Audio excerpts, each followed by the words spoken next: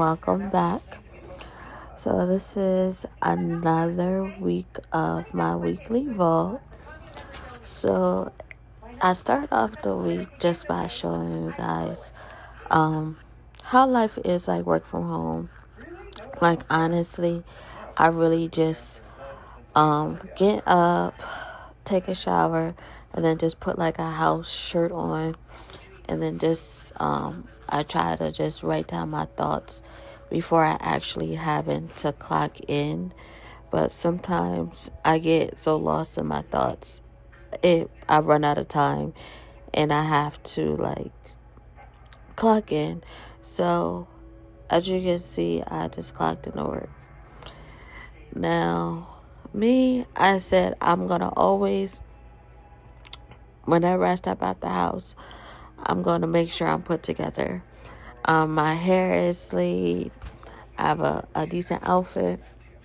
That's what I promised myself to do, because I've been feeling down lately. Just a lot of stuff been just coming at me, and honestly, I believe it's just warfare, because I've really been like in my Bible and praying and really just trying to build up my relationship with God and just trying to hear from Him more, because I have to make some decisions, and I have time, but I don't have a lot of time to make these decisions, and I want better for myself. So I know if I align myself with God's will for me, I know things will work out. I know I will be blessed, and I know I will have the life that I want, from not only for myself but for my son. So since I've been doing that, when like I've been praying every morning, I've been taking just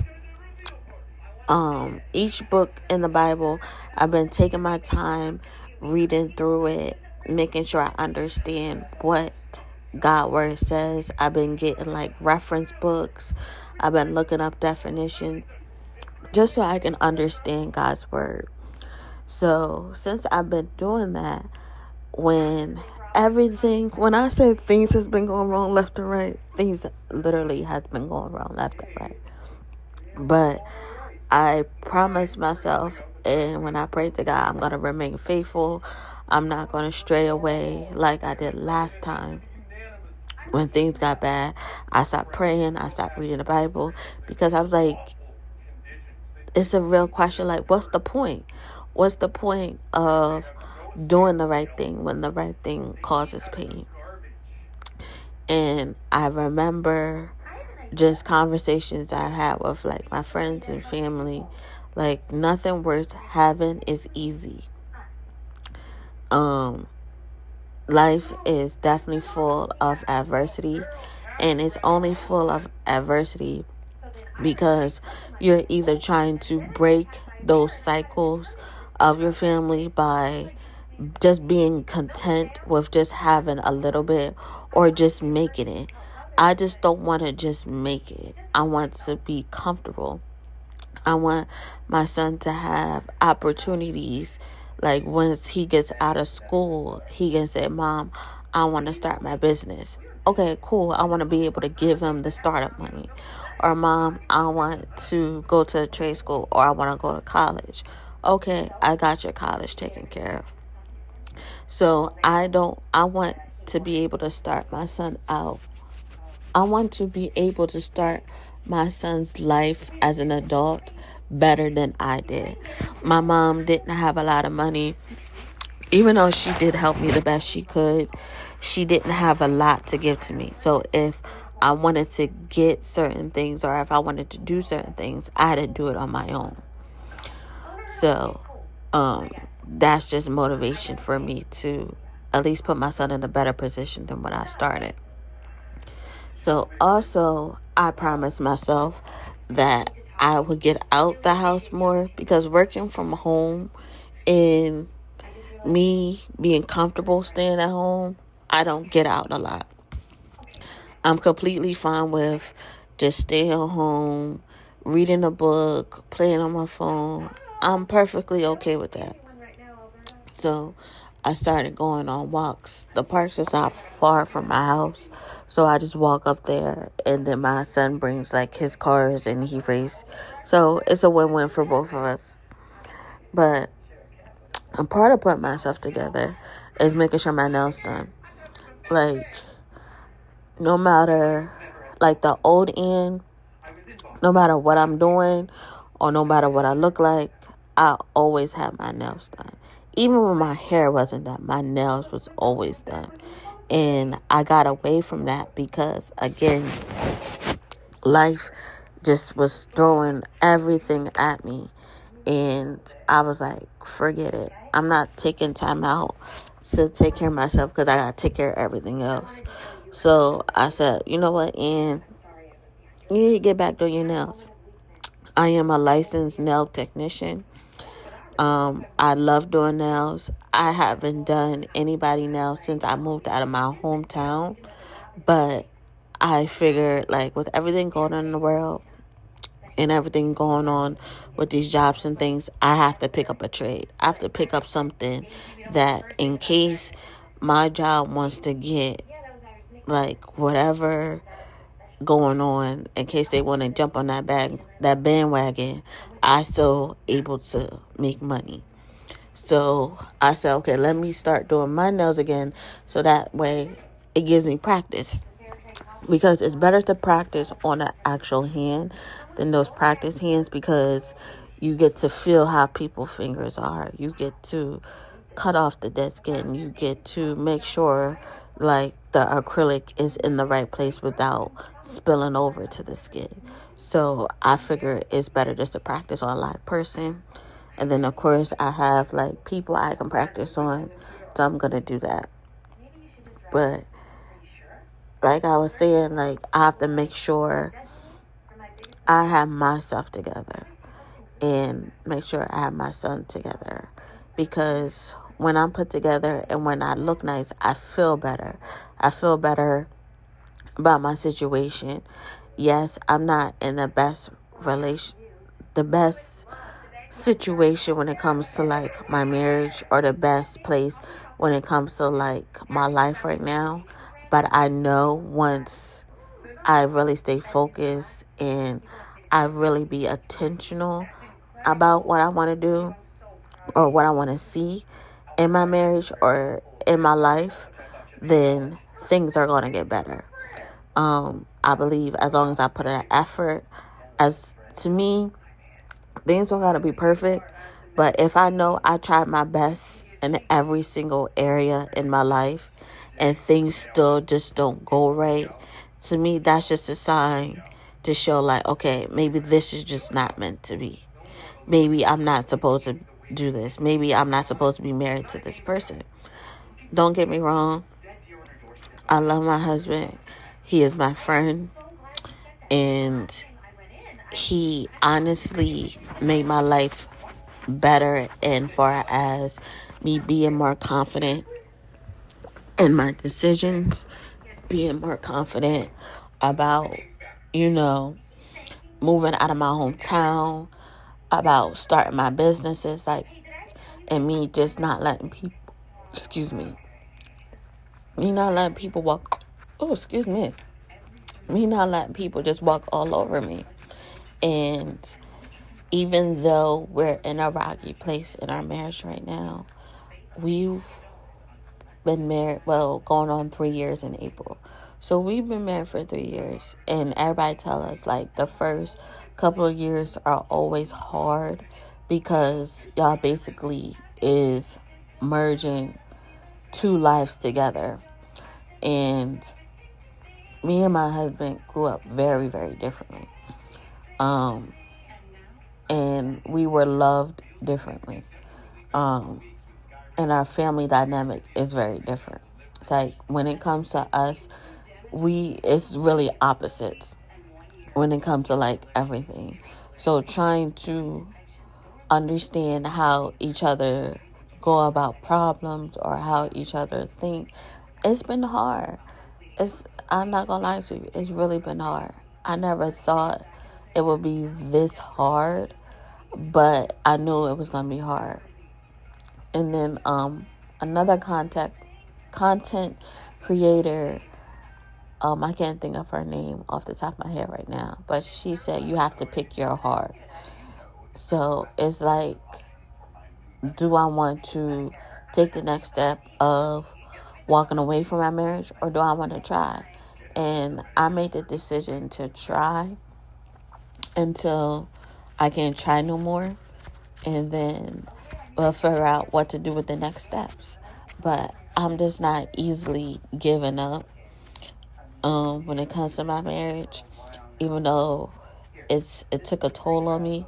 I'm pretty sure it takes a toll on him, because me and him both never saw a healthy, successful, well, I would just say healthy marriage. I won't say necessarily successful. Like, my aunts and them been married for years, as long as I've been alive, and I'm about to be 33 years old. And I also seen them be unhappy. I also seen them give up things to... Sorry about that, my husband called me. But yeah, I've seen my family members give up the things that they were so passionate about, because they had to take responsibility. And yes, in marriage, you have to make sacrifices for everybody, but at the same time, it's like, I never wanted to lose myself in my marriage.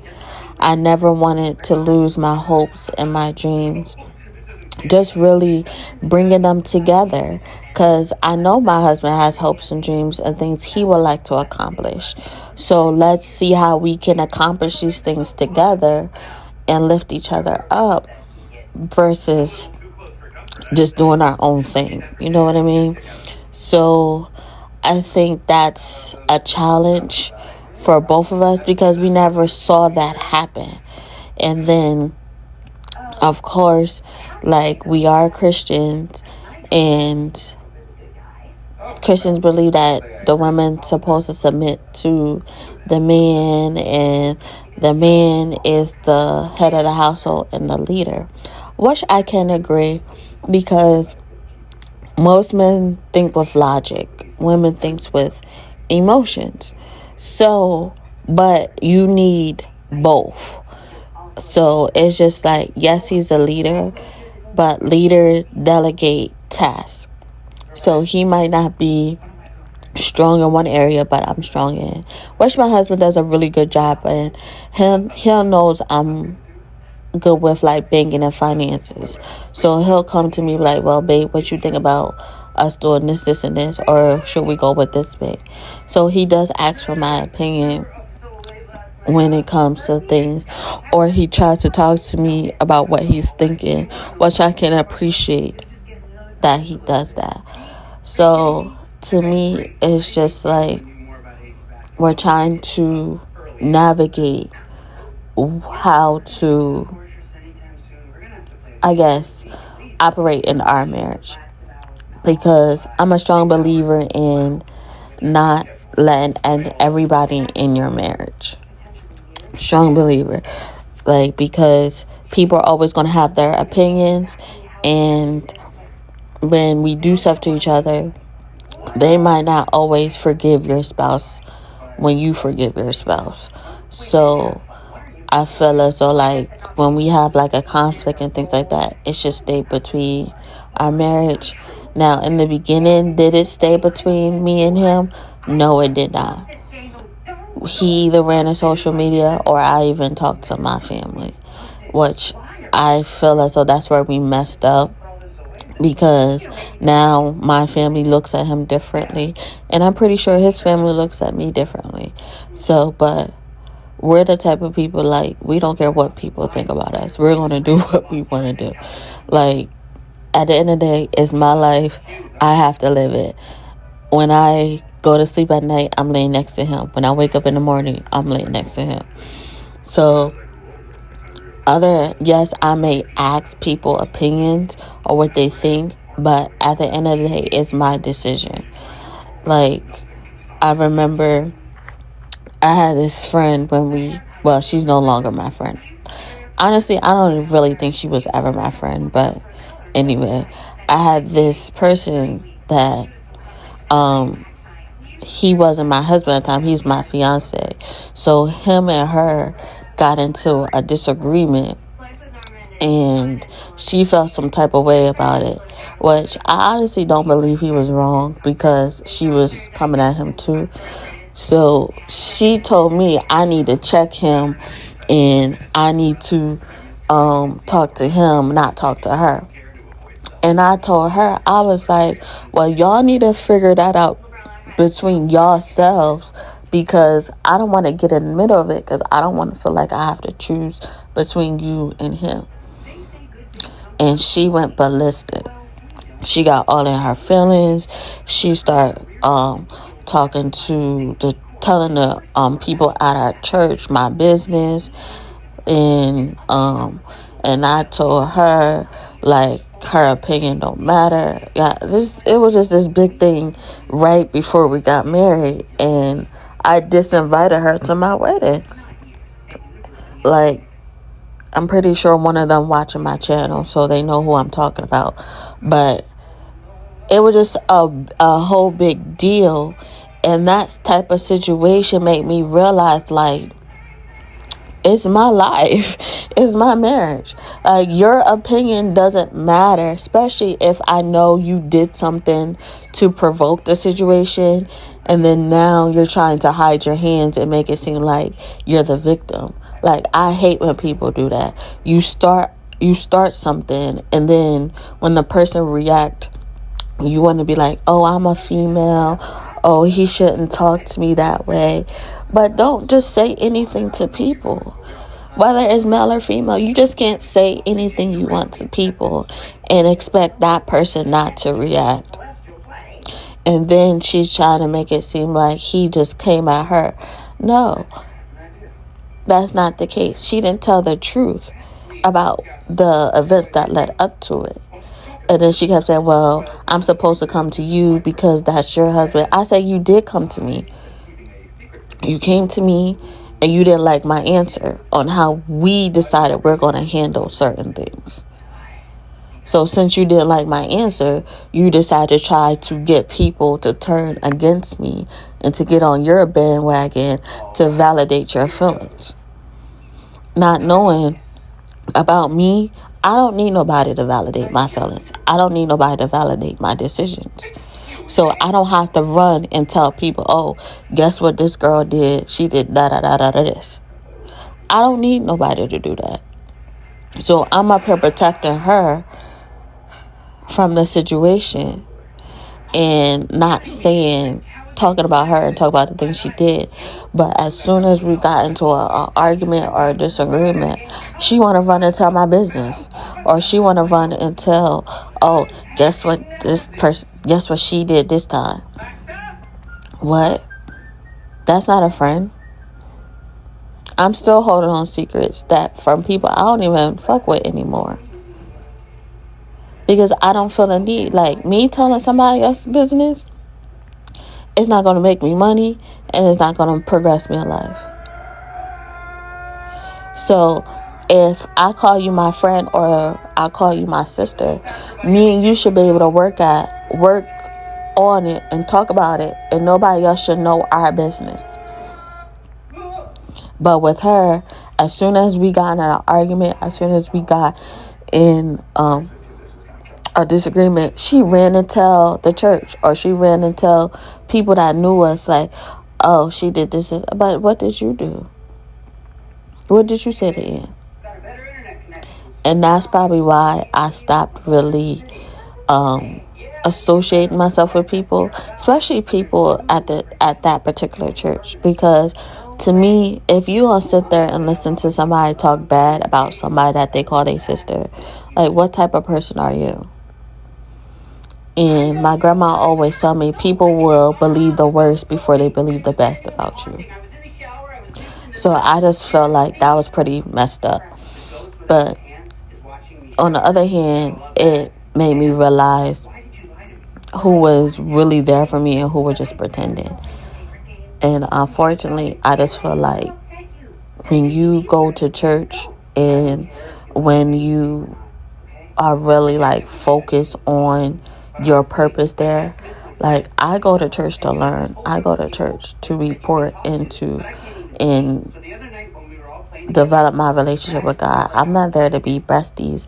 I'm not there to be nobody friend. I wasn't there to be nobody friend.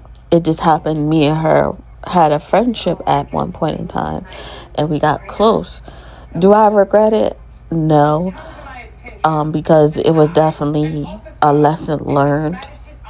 And then even with the pastors, it really was a lesson learned because I don't know, they felt like I was trying to be their friend when I never try to be their friend.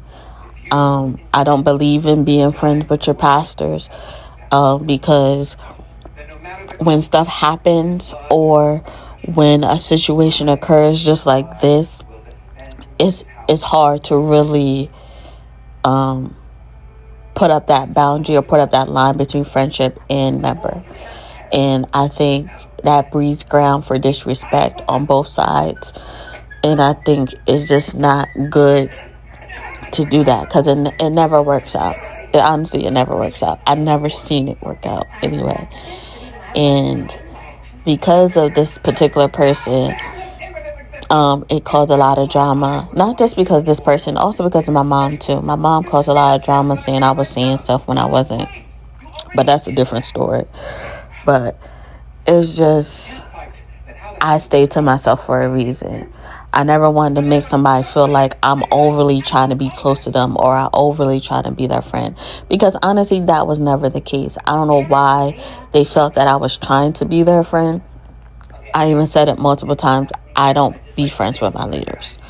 You guys are my leaders, and that's just the case. So I don't know why like they felt that way, but at the end of the day, they are good leaders. I've learned a lot there. I've learned how to develop my own relationship, and I appreciate my time there. And it was when I moved, I was just like, yeah, I don't think I'm gonna follow them anymore. But that doesn't take away from anything that they are or what they do. It just wasn't for me. But I said all that to say is like, if you're in a relationship or if you're in a marriage, keep it between you and your spouse. Like, unless y'all have like how can I say, like counsel where they can be unbiased, meaning that sometimes it's not best to go to family and friends because family and friends can be biased sometimes. If they can be unbiased and they can really call you out on your ish when you do something wrong, that's really the best people to talk about your marriage to. Other than that, don't talk about your marriage to other people. Don't talk about your problems. Don't do none of that because it's going to bring more problems. Either whether it's a thought, whether it's opinion, or whether it's about like forgiveness. Because honestly, you can forgive your spouse, but they might not forgive your spouse. And then every time you try to talk to them, they're like, oh, see, that's what I'm talking about. You should just leave them alone. When sometimes you may not need to walk away. Sometimes people just need time to really fix it. And we don't give people the grace to fix it because we have so many people telling us that we should leave. And then sometimes you have people that's telling you to stay when you should actually be leaving. So I love my mentor, Chris. She always said you got to make decisions with a sober mind. So meaning that you got to get out your feelings, you got to get out your emotions, and you have to really think about, is this something you really want to deal with for the rest of your life? Or is this something that can be fixed? I love talking to her because she's so wise, and she just be like, you have to figure out, is what he's doing now, is this something that you can live with for the rest of your life? Or is he doing the things that you think he needs to do to fix it? Whatever the problem is. So, and she calls me out when I'm wrong. I need people like that. I don't need people that's going to run and tell my business. But you're going to tell me like, and you tripping. You need to go apologize to that man. You need to stop acting that way. That's what I need. And I wish more people were like that.